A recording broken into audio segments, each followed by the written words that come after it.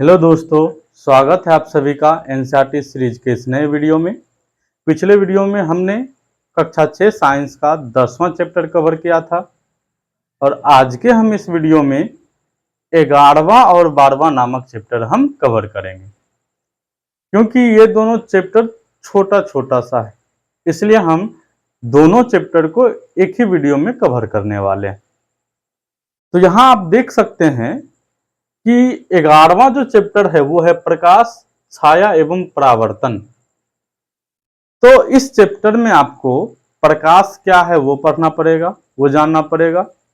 उसके बाद छाया को जानेंगे, फिर हम प्रकाश के परावर्तन को जानेंगे।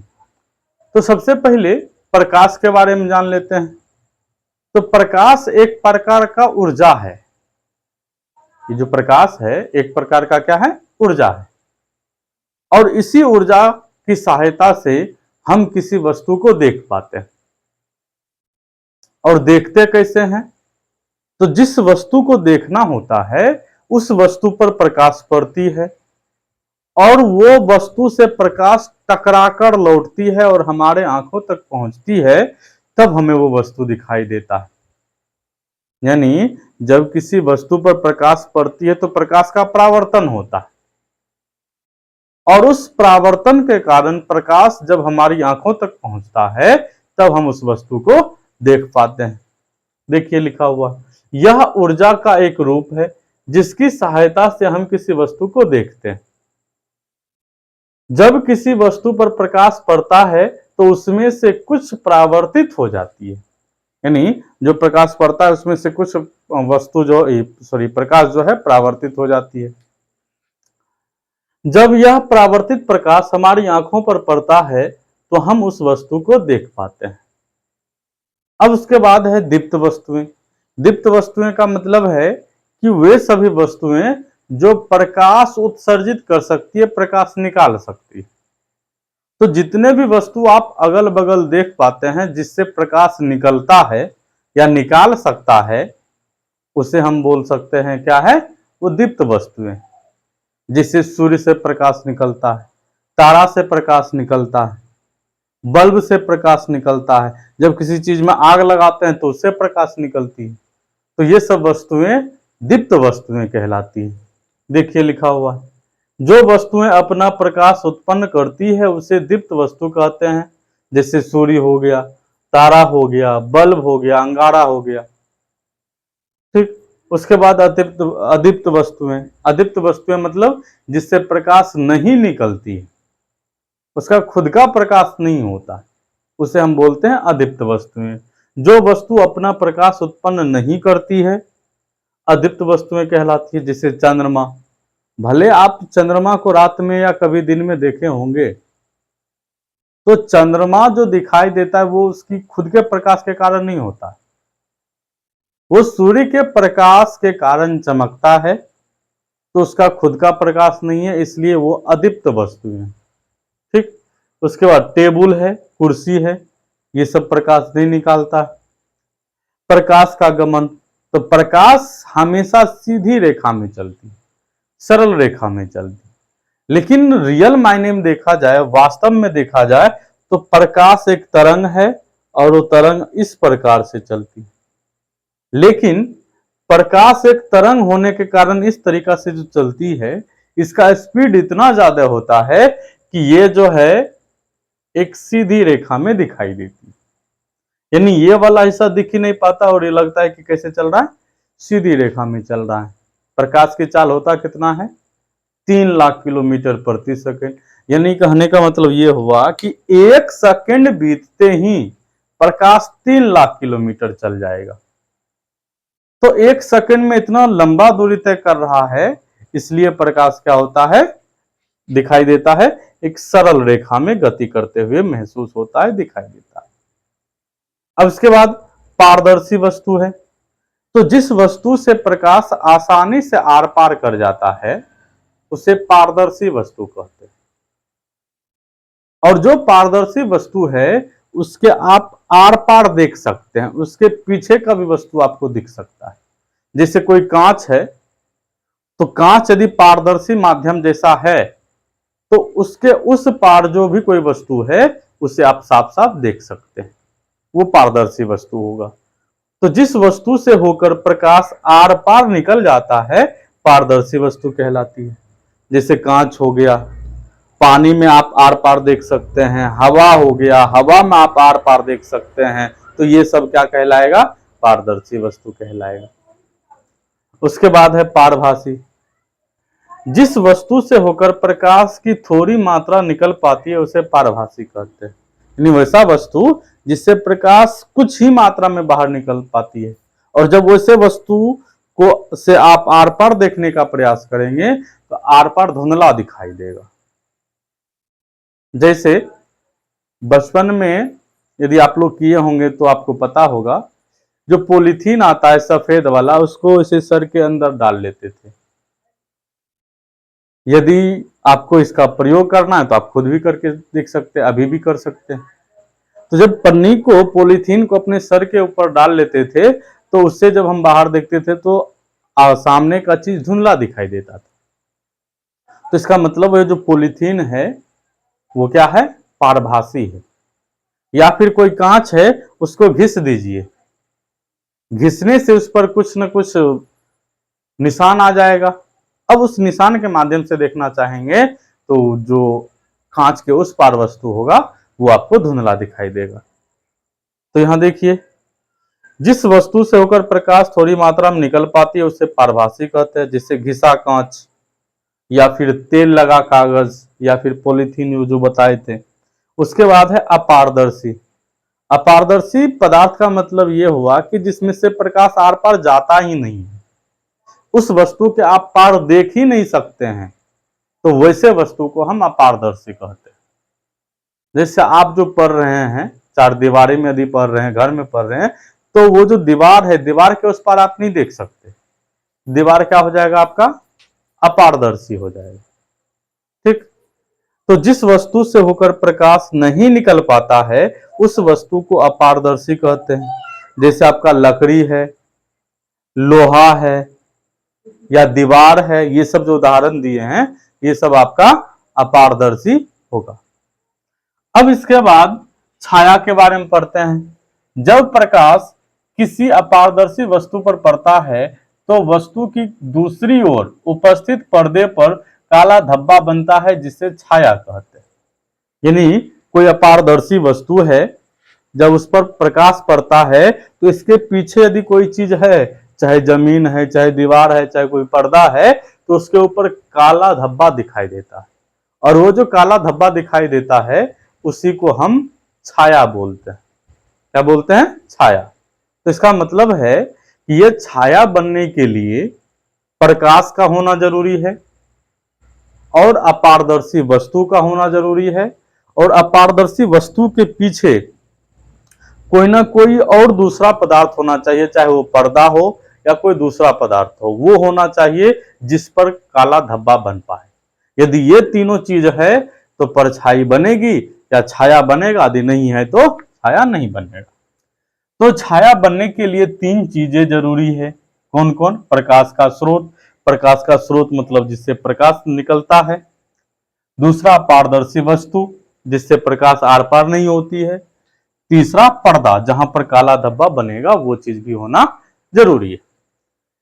छाया का आकार दो बातों पर निर्भर करता है। अब है क्या, ये जो छाया बनता है, कभी छाया बड़ा बन जाता है, कभी छाया छोटा बन जाता है। तो ये बड़ा छोटा को आकार बोलेंगे, और ये आकार दो बातों पर निर्भर करता है।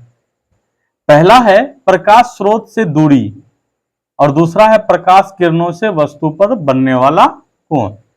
यानी जहां से प्रकाश स्रोत निकल रहा है और जिसका छाया बनना है उसका दूरी कितना है।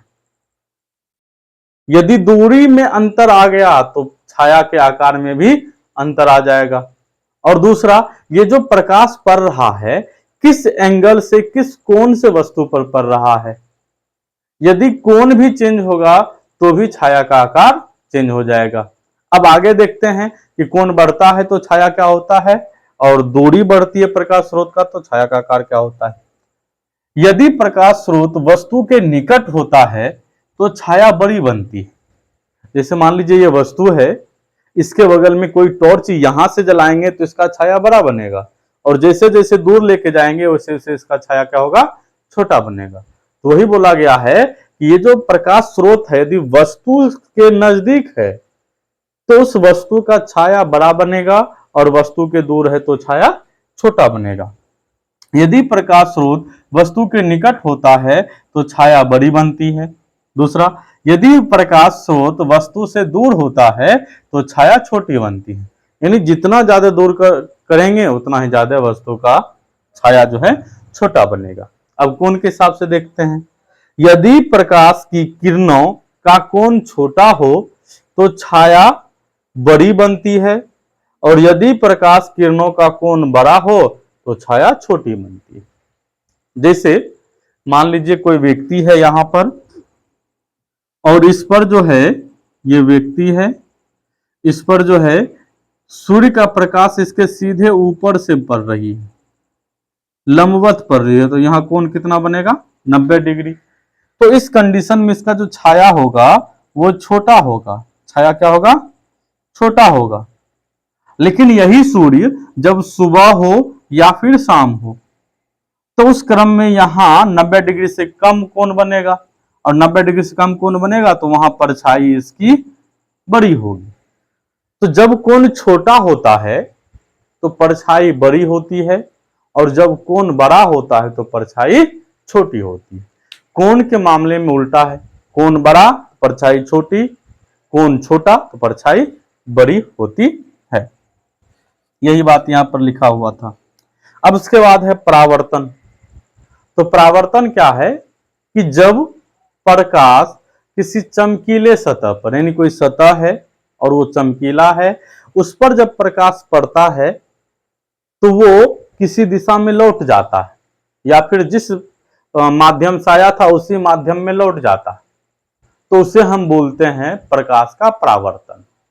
इसको सिंपल सा समझिए कि कोई बॉल है मेरे हाथ में और बॉल को दीवार पर मार रहे हैं, तो क्या होगा, वो दीवार से टकराएगा फिर वापस आएगा। तो यहां बॉल की जगह प्रकाश को समझ लीजिए, और वो जो दीवार है उसको चमकीला सतह समझ लीजिए।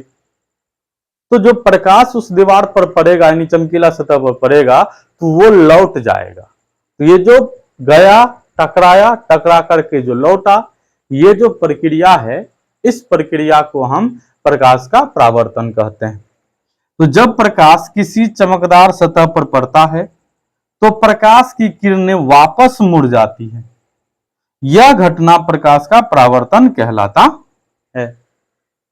दर्पण की सतह से प्रकाश का अधिकांश हिस्सा परावर्तित होती है। यानी जो दर्पण है उस पर यदि आप लाइट जलाइएगा तो उसमें अधिकांश हिस्सा परावर्तित हो जाती है, लौट जाती है। और कुछ ऐसा पदार्थ है जिसमें जो सारा प्रकाश जा रहा है तो उसमें से कुछ ही प्रकाश जितना गया है उतना नहीं लौटता है, बहुत कम लौटता है।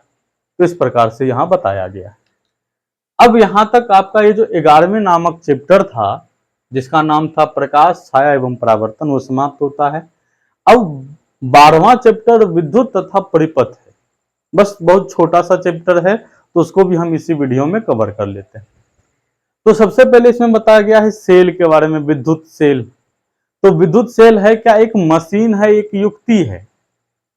विद्युत सेल क्या है, एक युक्ति है जिसमें रासायनिक परिवर्तन करके, केमिकल चेंजेज करके हम लोग क्या करते हैं, विद्युत धारा प्राप्त करते हैं। विद्युत सेल एक युक्ति है जिसमें होने वाले रासायनिक परिवर्तन के कारण विद्युत धारा उत्पन्न होती है। यानी रासायनिक परिवर्तन जो होता है उसमें, उसी के कारण विद्युत धारा उत्पन्न होती है। अब ये जो सेल है दो प्रकार का होता है, एक शुष्क सेल होता है जिसको ड्राई सेल बोलते हैं, एक वेट सेल होता है।